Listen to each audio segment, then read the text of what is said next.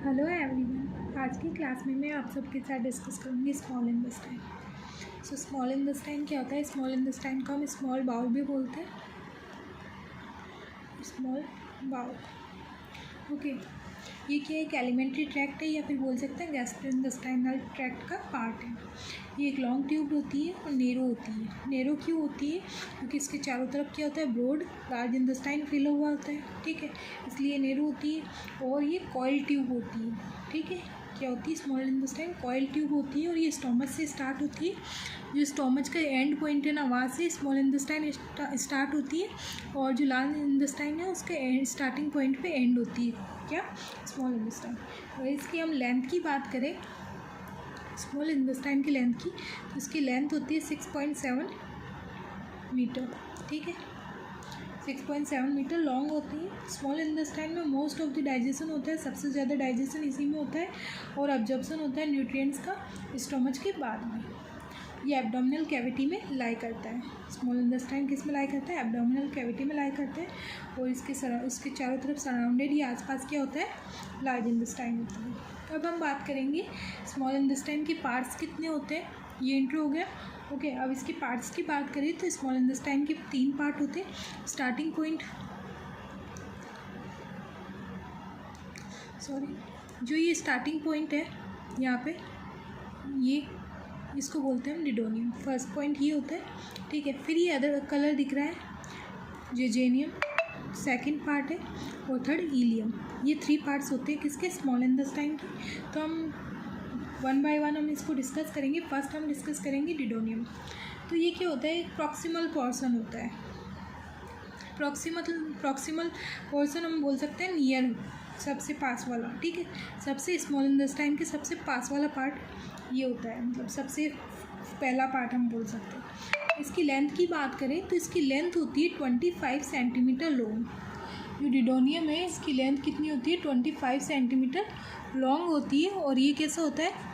सी shape में होता है, सी शेप में होता है। और ये पैनक्रियास होता है, उसके जस्ट पास में, यहाँ पे इसके जस्ट पास में क्या होता है? पैनक्रियास होता है डिडोनियम के पास, ठीक है। हम इसको ऐसे भी बोल सकते हैं कि ये पैनक्रियास को कवर किया हुआ होता है।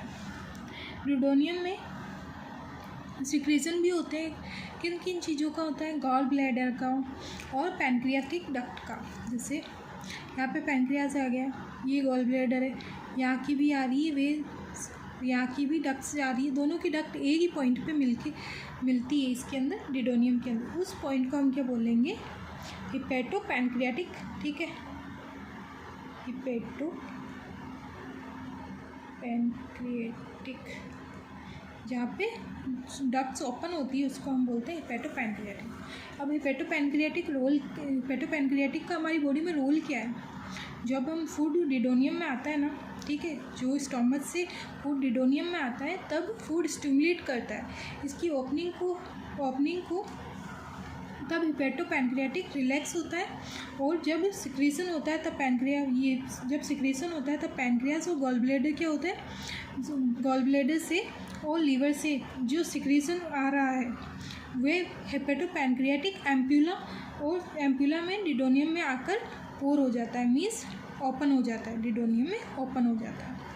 ओके, जो भी खाना आ रहा है उस टाइम वो ओपन हो जाती है डक्ट्स, और फिर क्या करती है? डाइजेशन में काम करती है, फर्दर डाइजेशन हेल्प, ठीक है, डाइजेशन में हेल्प करती है। जेजनम की बात करें सेकंड नंबर, तो ये क्या होता है? मिड पार्ट होता है। फर्स्ट ये हो गया, सेकंड आ गया ये इन दोनों के बीच में है, तो मतलब क्या हो गया? मिडल पार्ट है, या फिर बोल सकते हैं ये सेकंड पार्ट है स्मॉल इंटेस्टाइन का। और इसकी लेंथ की बात करें तो इसकी होती है 2 मीटर होता है।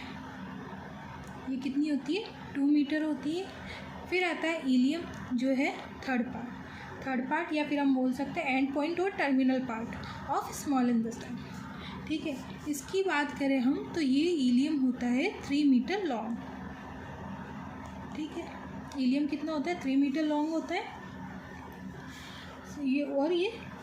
और जब इलियम का एंड पॉइंट लार्ज इंटेस्टाइन के स्टार्टिंग पॉइंट दोनों मिलते हैं, जहाँ पे ये इलियम है, ठीक है, इलियम का पॉइंट और स्मॉल ये एंड पॉइंट हो गया, और लार्ज इंटेस्टाइन का क्या हो गया? Starting point. तो इसको क्या बोलते हैं? इलियोसिकम। जैसे यहाँ पे स्टार्ट हो रहा है, यहाँ पे एंड हो रहा है एक का, तो उसको बोलेंगे हम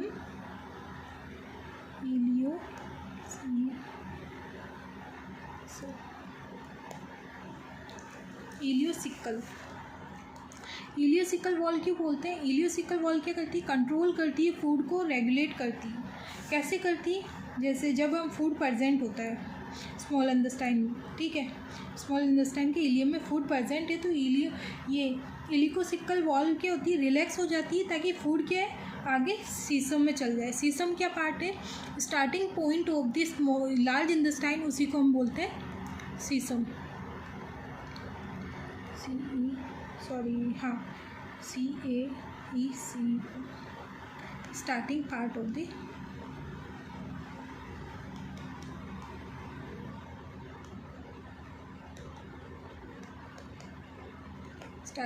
of the large intestine. Okay,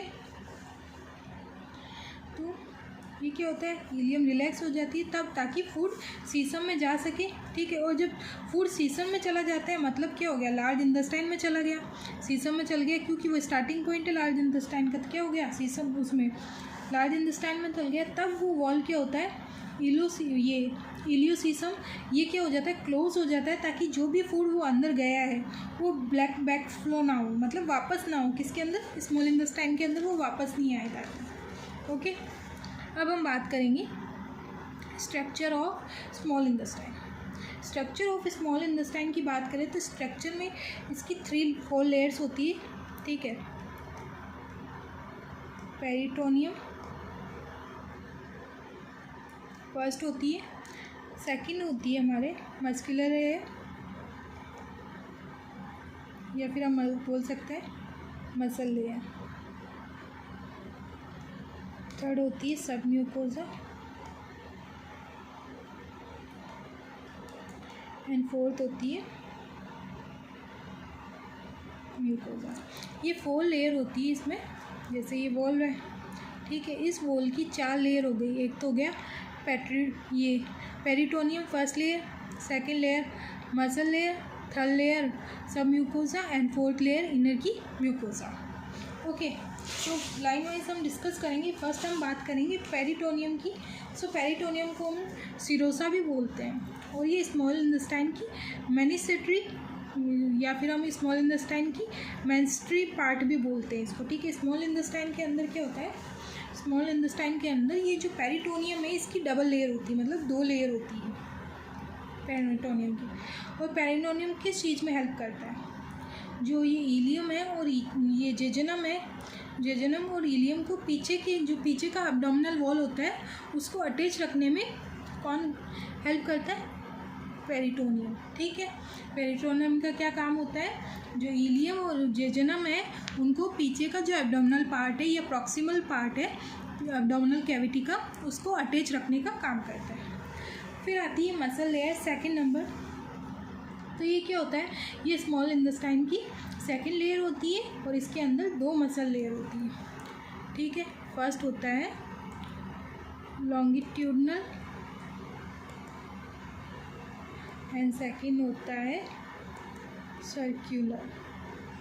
2 layer present होती है इसमें, सेकंड वाले में मसल लेयर में। एक तो होती है लॉन्गिट्यूडनल और एक सेकंड होती है सर्कुलर।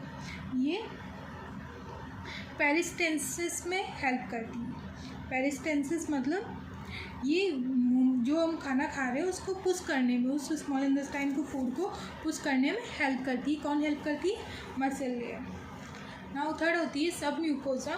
सब म्यूकोसा किससे बनी होती है? एरिसोल टिश्यू से बनी होती है। फिर आता है म्यूकोसा फोर्थ नंबर। म्यूकोसा क्या है? एक म्यूकस इनर लेयर होती है, इनर लेयर होती है स्मॉल इंटेस्टाइन की, और इसके अंदर क्या होता है? विलाई प्रेजेंट होता है। विलाई क्या होता है? जो हम बोल सकते हैं ये रही विलाई, देखो इतनी दिख रही, बहुत सारी है ये इनको हम बोल सकते हैं टाइनी फिंगर लाइक प्रोजेक्शन, ठीक है। ये सारी विलाई है, ये इसके अंदर कितनी की होती है? 1 mm की होती है, ठीक है। इसके अंदर सब म्यूकोजा के अंदर होती है, ये प्रेजेंट होती है, ठीक है। इसके अंदर विलाई और माइक्रो विलाई दोनों प्रेजेंट होती है, ठीक है। सॉरी ये फर्स्ट इसके अंदर तो 1 mm की होती है, ठीक है। किसके अंदर? ये स्टार्टिंग में, ठीक है। फिर जो फ्री विलाई होती है, फ्री बॉर्डर स्पेस होती है ना, उसके अंदर 1 mm की होती है। फ्री बॉर्डर के अंदर होती है 1 mm की, और अदर स्पेस में क्या होती है 1 mm की विलाई प्रेजेंट होती है। ओके, अब हम माइक्रोविलाई और विलाई, ये जो चीज़ें हैं दोनों, इनका फंक्शन क्या है हमारे स्मॉल इंटेस्टाइन के अंदर। तो ये क्या है, अंदर क्या है, ये एंटेरोसाइट सेल्स से बनी होती है। ये जो विलाई है ना, एंटेरोसाइट सेल से बनी होती है, और इसमें जो फूड की ऑब्जॉर्प्शन होती है, इसमें क्या होता है, जो हम फूड खा रहे हैं उनकी ऑब्जॉर्प्शन होती है, और इसमें गॉबलेट सेल भी प्रेजेंट होते हैं और होती है। और इरिथ्रोसाइट्स के बीच में क्या होता है, गॉबलेट सेल्स होते हैं।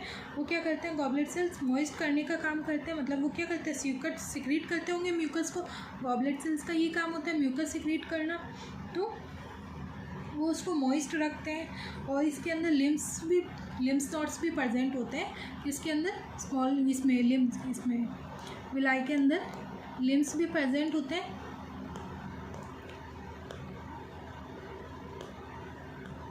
ये लिम्स नोड्स प्रेजेंट होते हैं। लिम्स नोड्स क्या काम करते हैं, डिफेंस का काम करते हैं।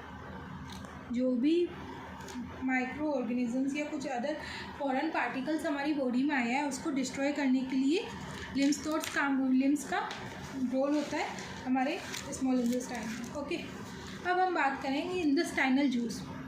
जो इंटेस्टाइनल जूस है, स्मॉल इंटेस्टाइन से ये इंटेस्टाइनल जूस सिक्रेट होता है।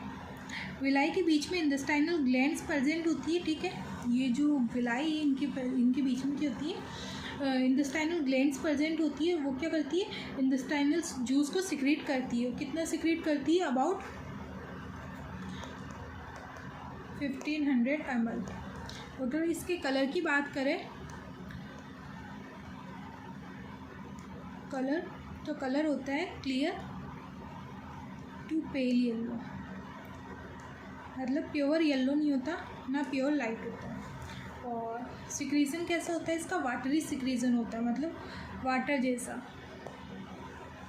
ओके, और इसके अंदर हार्मोन्स होते हैं, जैसे हार्मोन्स होते हैं ये, और डाइजेस्टिव एंजाइम्स होते हैं, म्यूकस होते हैं, और मिनरल सॉल्ट्स होते हैं इसमें इंटेस्टाइनल जूस के अंदर। अब हम बात करेंगे functions of small intestine. So first आता है onward movements of food by peristalsis. तो इसमें क्या होता है, जो हमने ये मस्कुलर लेयर पढ़ी थी जो मस्कुलर प्रेजेंट होती है हमारी स्मॉल इंटेस्टाइन में, वो क्या होती है, पेरिस्टलाइसिस में मोशन प्रोवाइड कराती है। जैसे स्मॉल इंटेस्टाइन्स में वेव्स लाइक मोशंस प्रेजेंट कराती है। जैसे ये बाउल है, ये इस खाने को कैसे मोशन क्रिएट कर रहा है, पहले कॉन्ट्रैक्ट कर रहा है, फिर रिलैक्स कर रहा है, फिर कॉन्ट्रैक्ट कर रहा है, फिर रिलैक्स कर रहा है, ऐसे करके अपने खाने को वेव्स के अंदर हमारे खाने को पहुंचाती है, ठीक है। फिर आता है secretion of intestinal juice, secrete करती है इंटेस्टाइनल जूस। फिर आता है third completions of chemical digestion of carbohydrate, proteins and fat. हमने पढ़ा था कि डिडोनियम के अंदर क्या होता है, पैंक्रियाटिक डक्ट होती है और बाइल्स होती है, जो कि गॉल ब्लैडर में आ रही है, ठीक है। और गॉल ब्लैडर में आ रही है, वो डक्ट सभी खुली, उसमें किस में खुलती है, डिडोनियम में आकर खुलती है। और फर्स्ट डिडोनियम में आकर खुलती है स्मॉल इंटेस्टाइन के अंदर। वो क्या करती है, कार्बोहाइड्रेट, फैट और प्रोटीन्स को डाइजेस्ट करती है।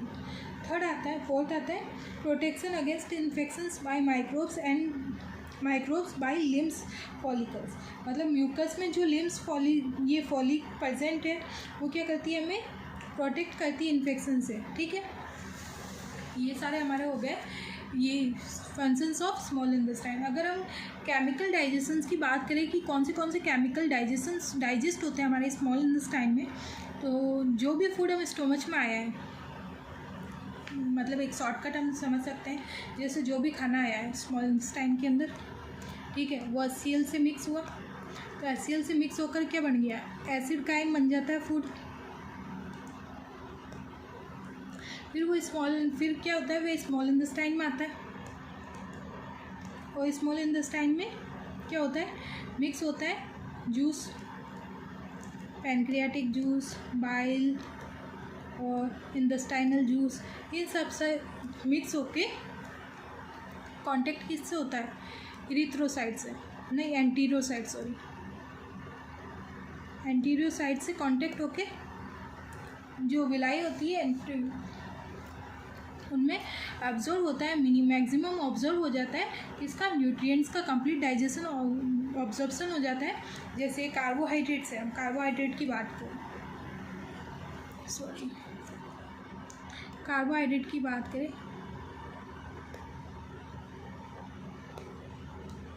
तो कार्बोहाइड्रेट केस में ब्रेक डाउन होता है मोनोसैकेराइड्स में।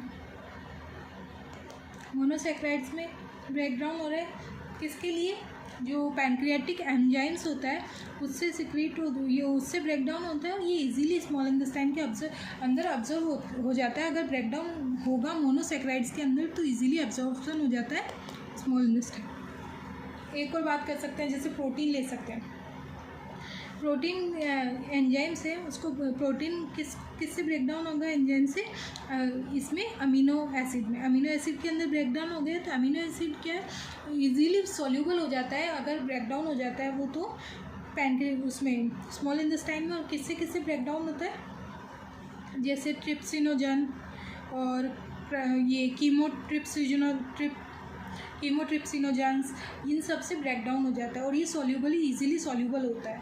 जैसे फेट्स आ गए हैं तो फेट्स, फैटी एसिड, ग्लाइसरोल, इनमें ब्रेक डाउन होते हैं। किससे, ये भी पैंक्रियाटिक जूस से ही होता है। Okay, thank you. अगर आपको मेरी क्लास आज की अच्छी लगी हो तो प्लीज़ मेरे चैनल को लाइक और सब्सक्राइब करें। Thank you.